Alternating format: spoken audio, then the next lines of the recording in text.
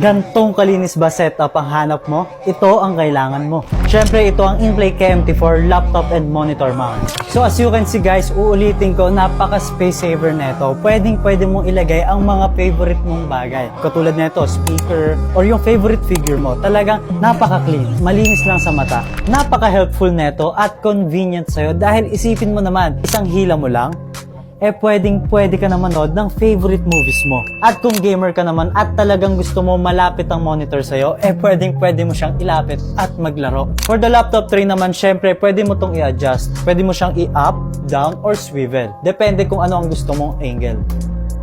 Pati sa monitor, parehas. Pwede mo din siyang i-adjust sa kahit anong angle. Pwede mo siyang i-portrait mode.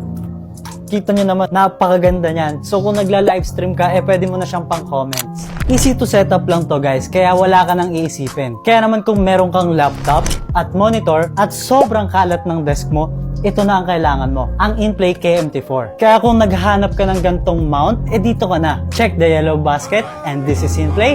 Power the build, define the style.